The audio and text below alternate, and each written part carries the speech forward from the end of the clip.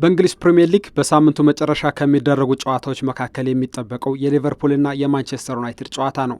እንዲጠበቅ ያደረገው ወቅታዊ ተቀራራቢ አቅምና ብቃት ኖሯቸው ሳይሆን ታሪክ ነው። የሊጉ የምንጊዜም ስኬታማ ሁለት ክለቦች ናቸውና ግንኙነታቸው በምንም ሁኔታ ውስጥ ሁሌም ይጠበቃል።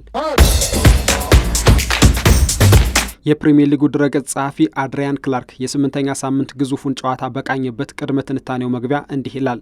ማንቸስተር ዩናይትድ ከመጋቢት ወር ወዲህ ከሜዳው ውጭ ድል ማድረግ አልቻለም። ሆኖም ሊቨርፑል 3 ተከታታይ ጨዋታ የተሸነፈበት መንገድ ዩናይትድ እድሉን እንዲሞክር ያደርገዋል በማለት በመግቢያው ላይ አስፍሯል። ክላርክ የትኞቹ ተጫዋቾች የየክለቦቻቸው ወሳኝ ሊሆኑ ይችላሉ ሲል በሚያነሳው ሀሳብ ከሊቨርፑል ኮዲ ጋክፖን አስቀድሟል።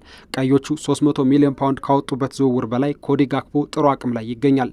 ከፍሎሪያን ቨርትስ፣ ሁጎ ኢኬቲኬና አሌክሳንደር ኢሳክ እንዲሁም ከወሳኙ ተጫዋች መሐመድ ሳላህ በላይ ለአርኔ ስሎት አቅም የሆኑ ኮዲ ጋክፖ ነውና ጋክፖ በግብ ዕድል ፈጠራ ከተሻጋሪ ኳሶች በመጠቀም በተቃራኒ የግብ ክልል ውስጥ ንክኪ በማድረግና በሙከራ ከየትኛውም የሊቨርፑል ተጫዋች የተሻለ ነው። ከፕሪሚየር ሊጉ ሌሎች ተጫዋቾች ጋር ሲነጻጸርም በቁጥር ብዙ አይበለጥም። ንክኪዎቹም ለክፉ የሚሰጡ አይደሉም።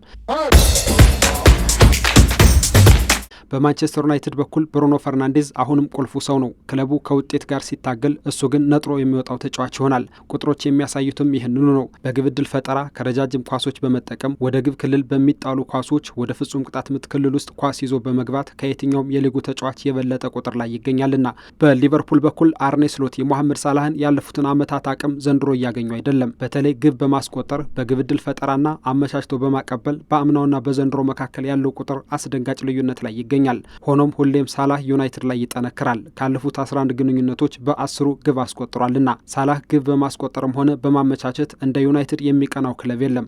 19 የግብ ተሳትፎ አድርጎበታልና በማጥቃቱ ረገድ አሰልጣኞቹ አንዱ የሌላኛውን እቅድ ለማጥፋት ይሰራሉ ተብሎ ይጠበቃል። በዚህ ሂደት ከኳስ ውጭ በፍጥነት በመሮጥ የሚታወቀው ብራያን እምቦሙን መጠንቀቅ የሊቨርፑል ተከላካዮች ፈተና ይሆናል።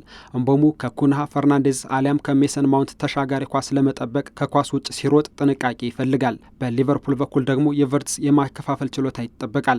ፍሎሪያን ቨርትስ ከተከላካይ አማካዮች ነጻ ሆኖ የሚቀበለውን ኳስ ለሳላህ አሊያም ለጋክፖ የማቀበል እይታው ተደንቆለታል። ምንም እንኳ የግብ ተሳትፎ እስካሁን ባይታይም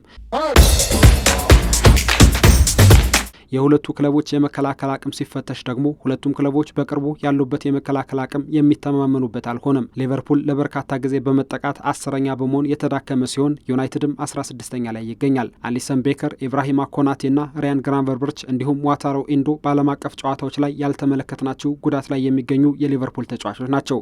አሁንም የቀዮቹ ተስፋ ቨርጂል ቫን ዳይክ ነው። ማንቸስተር ዩናይትድ ደግሞ በመከላከል ስህተት ግብ የሚቆጠርበት ቀዳሚው ክለብ ነው። ሁለቱ ቡድኖች ከመከላከል ስህተት በተነሳ ኳስ 6 ጊዜ ተሞክሮባቸው ዩናይትድ 3 ሊቨርፑል ደግሞ 2 ተቆጥሮባቸዋል። የሁለቱ ቡድኖች ጨዋታ እሁድ ምሽት 12 ሰዓት ከ30 ሲጀምር ያሉበት ወቅታዊ አቋምና ታሪካቸው ለደርቢ የቀረበውን መርሃ ግብር እንዲጠበቅ ያደርገዋል።